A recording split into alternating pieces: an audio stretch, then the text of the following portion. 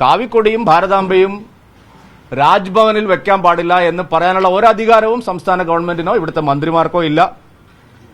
യോഗയുടെ കാര്യം പറഞ്ഞതുപോലെ യോഗാ ദിനം 2014 ആരംഭിച്ചപ്പോൾ ഈ മന്ത്രിമാരെല്ലാവരും, മുഖ്യമന്ത്രി അടക്കം, ഇത് പഴഞ്ചനാണ്, അപരിഷ്കൃതമാണ്, സംഘപരിവാറിന്റെ അജണ്ടയാണെന്ന് പറഞ്ഞ് കളിയാക്കിയതായിരുന്നു. അപ്പോൾ യോഗയെ അവർ അംഗീകരിച്ചു. 2-3 വർഷം കഴിയുമ്പോൾ നമ്മുടെ ക്ലിഫ് ഹൗസിലും, രാജ്ഭവനിലും മാത്രമല്ല, നമ്മുടെ ക്ലിഫ് ഹൗസിലും ഭാരതാംബയും കാവിക്കൊടിയും ഉയർന്നു നിൽക്കും. അതിലൊരു സംശയവും നിങ്ങൾക്ക് വേണ്ട. കേരളവും ഈ ദേശീയ ഗംഗാ പ്രവാഹത്തോടൊപ്പം നീങ്ങുകയാണ്. അതാണ് ഇത് നൽകുന്ന സൂചന. ഒരു തരത്തിലും മന്ത്രിമാരുടെ ഈ നിലപാട് അംഗീകരിക്കാൻ പറ്റുന്നതല്ല. അത് വോട്ട് ബാങ്കിന് വേണ്ടി മാത്രമുള്ളതാണ്. ഈ താമരവൽക്കരണത്തിന്റെ ഭാഗമാണ് ഇപ്പൊ പറഞ്ഞു. കൊടിയും കാവിക്കൊടിയും ഭാരതാംബയും താമരവൽക്കരണം. താമരയാണല്ലോ നമ്മുടെ ലക്ഷ്മി ദേവിയുടെ എവിടെയാ ഉള്ളത്. നിങ്ങൾ ഈ അരിവാളും ചുറ്റികയും മറ്റേ ബോംബും ഒക്കെ ആയിട്ട് നടക്കുന്നതുകൊണ്ടാണ് നിങ്ങൾക്ക് ഈ പ്രശ്നം. ഈ നാടിന്റെ ദേശീയതയുടെ പ്രതീകമായിട്ടാണ് നമ്മൾ ഇതിനെ കാണുന്നത്. അപ്പോൾ ഈ കൊലപാതകങ്ങളുടെ ചിഹ്നങ്ങൾ കൊണ്ട് നടക്കുന്നവർക്ക്, ചുറ്റിക കൊണ്ട് തലക്കടിച്ച് കൊല്ലുന്നവർ, 52 വെട്ടുവെട്ടുന്നവർ, അവർക്കൊന്നും ഇത് സഹിക്കില്ല.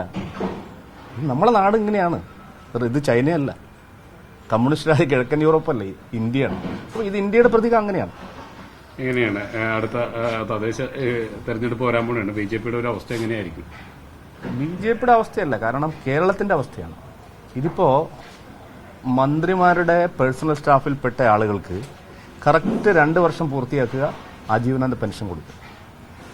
ജനങ്ങൾ പെൻഷൻ കിട്ടാതെ, കുടിവെള്ളം കിട്ടാതെ കഷ്ടപ്പെടുമ്പോൾ ഇവിടെ സർക്കാർ ഖജനാവിൽ നിന്ന് കോടിക്കണക്കിന് രൂപ ചെലവഴിച്ച് പാർശ്വവർത്തികൾക്കും ആശ്രിത വത്സരന്മാർക്ക് കൊടുക്കുകയാണ്. അപ്പോൾ ഗവൺമെന്റിന്റെ സമീപനം പെൻഷൻ കാര്യത്തിലടക്കം ഇപ്പം ലേറ്റസ്റ്റ് കൃത്യമായിട്ട് ജനങ്ങൾക്ക് ബോധ്യമുണ്ട്. അത് തദ്ദേശ നിയമസഭാ തെരഞ്ഞെടുപ്പുകളിൽ പ്രതിഫലിക്കും. ചേട്ടാ, അതോടൊപ്പം തന്നെ നിലമ്പൂര് റിസൾട്ട് വരാൻ പോകുന്നു. എങ്ങനെയാണ് ബിജെപിയുടെ ഒരു പ്രതീക്ഷ? അല്ല, അത്തരം കാര്യങ്ങൾ പറയേണ്ടത് അധ്യക്ഷനാണ്. ഞാൻ പ്രസിഡന്റ് ആയിരിക്കുമ്പോൾ ഇതിനെല്ലാം ഞാൻ മറുപടി പറഞ്ഞിട്ടുണ്ട്. നിങ്ങൾ എന്നോട് എല്ലാ ചോദ്യം, ഞാനിപ്പോൾ 2 മാസമായിട്ട് സംസ്ഥാന പ്രസിഡന്റ് അല്ല.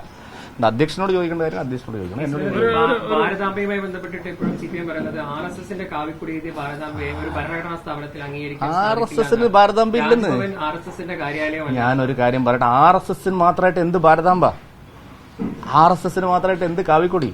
നിങ്ങളിപ്പോ ഈ ശബരിമലക്ക് വരുമ്പോൾ ശ്രദ്ധിച്ചിട്ടുണ്ടോന്ന് അറിയില്ല, കർണാടക, തമിഴ്നാട്, ആന്ധ്ര, തെലങ്കാന, ബംഗാൾ, ഇവിടുന്നൊക്കെ വരുന്ന വണ്ടികൾ കാവിക്കൊടി കെട്ടിയിട്ടാണ്. അത് RSSന്റെ ആണോ? അപ്പൊ എന്താ, കാവിക്കൊടി രാജ്യത്തിന്റെ പ്രതീകമാണ്. ഈ കാവിയോടുള്ള അലർജി പച്ചയെ കൂടുതൽ കൂട്ടുപിടിക്കാൻ വേണ്ടിയിട്ടാണ്. അതാണ് സത്യം. അല്ലാതെ കാവിയോടുള്ള അലർജി ഇങ്ങനെയാണെങ്കിൽ അവർക്ക് കാര്യങ്ങളെല്ലാം അറിയാം. പക്ഷേ മുസ്ലിം വർഗീയതയെ കൂടുതലായിട്ട് കെട്ടിപ്പുണരാൻ വേണ്ടിയിട്ടുള്ള വ്യഗ്രതയിലാണ് കേരളത്തിലെ മുന്നണികൾ. അതാണ് കാവിയോടുള്ള അലർജി. സംസാരിച്ചു എന്നതിന്റെ പേരിൽ, ആൺസുഹൃത്തിനോട് സംസാരിച്ചു എന്നതിന്റെ പേരിൽ ഒരു പെൺകുട്ടി വിചാരണ ചെയ്യാൻ SDPI പ്രവർത്തകർ മുതിർന്നതും അതേ തുടർന്ന് ആ പെൺകുട്ടി ആത്മഹത്യ ചെയ്ത വിഷയം ശ്രദ്ധയിൽപ്പെട്ടിരുന്നു. നടപടി ശക്തമല്ല. ഇത് വല്ല ഉത്തർപ്രദേശിലോ മധ്യപ്രദേശിലോ ആയിരുന്നെങ്കിൽ നിങ്ങളിവിടെ LDFും UDFും എന്തെല്ലാം ബഹളം വയ്ക്കുമായിരുന്നു. കണ്ണൂർ ജില്ലയിലും മലപ്പുറം ജില്ലയിലും കോഴിക്കോട് ജില്ലയിലും ഇത് വ്യാപകമാണ്. PFI കേന്ദ്രങ്ങളിൽ ആ PFIക്കാരെ കൂട്ടിയിട്ടല്ലേ ഇപ്പോൾ ഈ 2 കൂട്ടരും തെരഞ്ഞെടുപ്പിൽ മത്സരിക്കുന്നത്. PFI ഭീകരത നിരോധനത്തിന് ശേഷവും കേരളത്തിൽ അവസാനിച്ചിട്ടില്ല എന്നുള്ളതിന്റെ തെളിവാണത്. പോലീസ് ശക്തമായ നടപടി സ്വീകരിക്കുന്നില്ല.